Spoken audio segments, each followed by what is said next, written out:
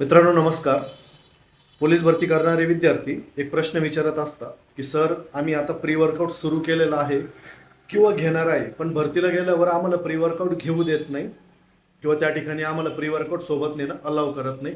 तर मग आम्ही आता प्री वर्कआउट घेतला पाहिजे का? तर मित्रांनो लक्ष द्या, मी सगळ्यांना प्री वर्कआउट सजेस्ट करत नाही, पण प्री वर्कआउट कोणी कोणी घ्यायचं आहे. जर तुम्हाला ग्राउंडवर थकवा जाणवतोय, त्यानंतर काय होतंय, तुमचं शेड्यूल खूप जास्त बिझी आहे, तुम्हाला ग्राउंडला जायला जीवावर येतंय आणि त्यानंतर तुम्हाला ग्राउंडला गेल्याच्या नंतर तुम्हाला असं वाटतं की मला थोडी एनर्जीची गरज आहे, तर ऑदर डाईट त्याच्यासाठी आपण दिलेला आहे. तर प्री वर्कआउट पण तुम्हाला इथे नक्कीच फायदा करेल, कारण कॅफेन असल्यामुळं, बीटा एलेनिन असल्यामुळे काय होणार की तुमचा फोकस वाढेल आणि फोकस जर वाढला तर काय होणार माहिती का, तुमचे इंजुरीचे चान्सेस कमी राहतील.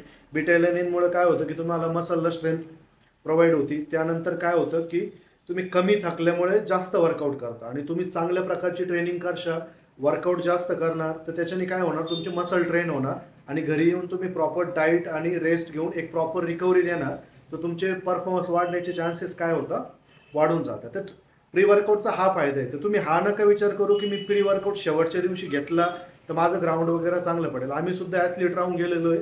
आम्ही ट्रेनिंग पिरियडमध्ये प्री वर्कआउट वापरलेले आहे, पण काही चेकिंग वगैरे व्हायच्या, त्यामुळे आम्ही कधी मॅक्सिमम वेळा आम्ही कॉम्पिटिशनच्या दिवशी प्री वर्कआउट वापरलेले नाही. तर त्याचा इतका काही मोठा फरक पडत नाही आणि तुम्हालाही फरक पडणार नाही. पण ट्रेनिंगमध्ये जर तुम्ही प्री वर्कआउट वापरत असेल तर त्याचा नक्की तुम्हाला ट्रेनिंगला फायदा होईल. तर मित्रांनो, अशाच माहितीसाठी आपल्या चॅनलला सबस्क्राईब करा, फॉलो करा. जय हिंद.